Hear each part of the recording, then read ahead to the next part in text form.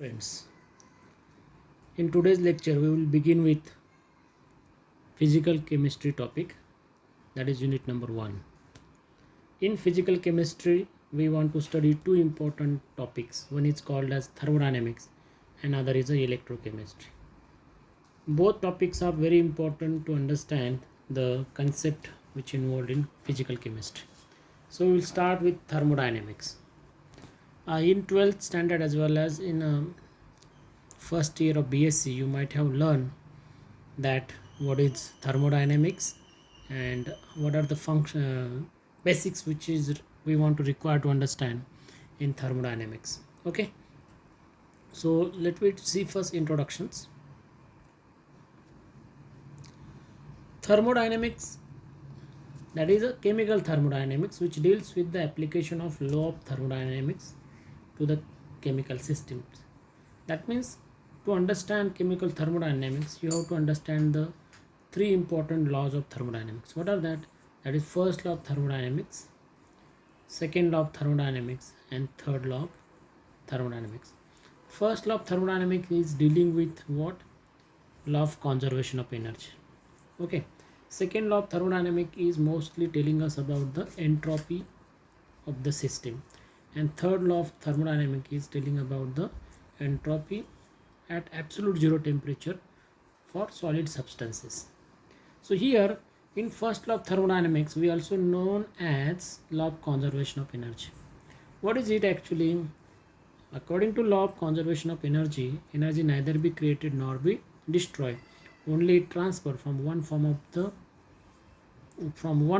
the another form. So that means it gives us a idea about the direction of chemical process. That means if a chemical process is taking place like reversible reactions or reversible process, then you should stick with what direction. According to second law of thermodynamics, entropy can be said to be a measure of unavailable energy. Entropy plays an important role to understand the second law of thermodynamics. The concept of free energy is very important as it gives an amount of available energy to perform for useful work. From name itself suggests that free energy, that means energy which is available in the system to perform the work. It is available to carry out the work, and that's why such a free energy which is required to carry out a physical or chemical processes, so that is called as a free energy. And every system having that free energy. Even if you consider in our body, we also having two types of energy. One is called as available energy and other is called as a unavailable energy. So the unavailable energy is called as a free energy. The free energy change can be used to predict the spontaneous nature of a chemical process, and also can be used to study both physical and chemical equilibrium. So here the word spontaneous is important. That means the thing which is happen continuously. For example, all natural processes are spontaneous. That means there is no any kind of disruptions. There is no any kind of end. That thing happen continuously. Like every day, air is moving from high pressure to low pressure.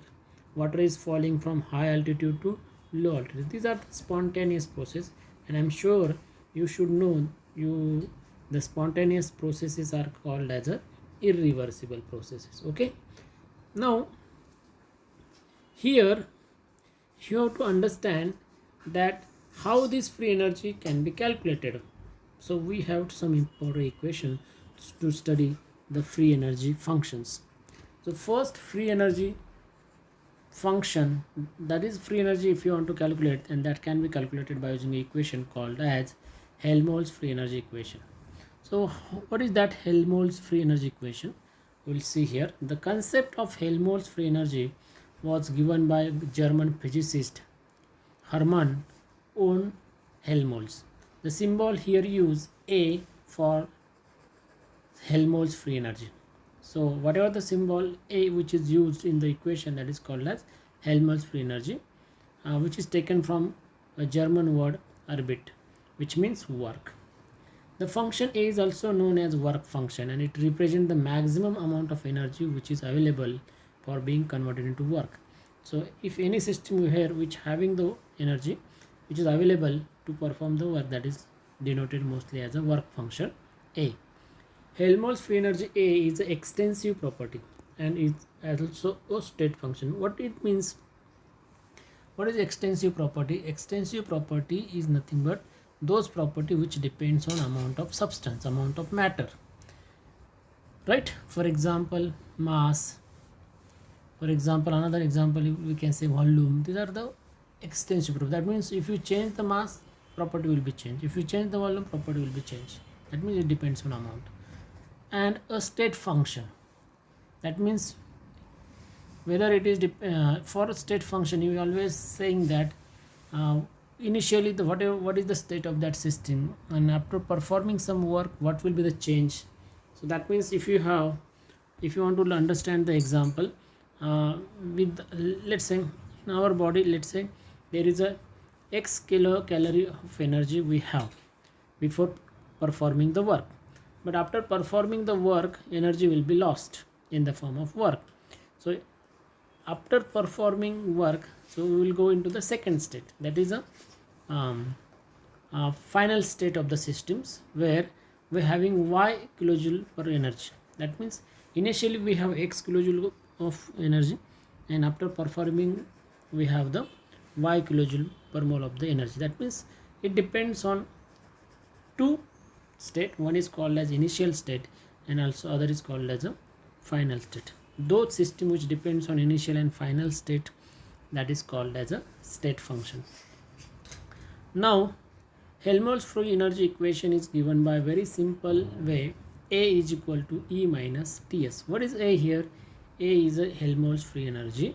E is a what is internal energy of the system. T is the temperature and S is the entropy of the systems. Now if A1 and A2 are the Helmholtz free energy of a system in initial and final state. Suppose I have one system. System is nothing but what do you mean by system? System is nothing but according to thermodynamics, anything where we want to study thermodynamics, that is called as a systems. Or when we perform some kind of work or experiment, that is nothing but a system. So if A1 and A2 are the initial and final Helmholtz free energies of the systems, then we have the equation. Above equation 1 can be written as A1 is equal to E1 minus T1 S1, and for this is the initial state of the Helmholtz free energy, and after performing work energy of the system will be A2, free energy of the system will be A2 is equal to E2 minus T2 S2. That equation is called as a second equation. Now if you also change the internal energies of the system, that is E1 and E2 as an initial and final state, then entropies of the system also change, because all these are what? State functions. In internal energy, then entropy, then free energy, all these are the state function. That means they are all depends on the initial and final state of the systems. Then above equation can be written as delta A is equal to A2 minus A1. Now if you substitute the equation 2 into equation number 3, then we will get what? Delta A is equal to E2 minus T1 T2 S2 in bracket complete minus E1 minus T1 S1. This is equation number 4. But if you consider, if you perform this experiment at a constant temperature, that means T1 and T2, if it is same, then above equation can be written as delta A is equal to E2 minus E1 minus T S2 minus S1. Okay, so here we know that E2 minus E1 is nothing but what? Delta E. S2 minus S1 is nothing but what? Delta S. So above equation 5 can be written in another way. Delta A is equal to delta E minus T delta S. That equation becomes the 6.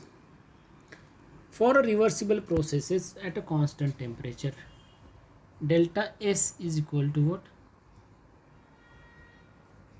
Actually there is missing Q reversible upon T. Equation 7 will be, what is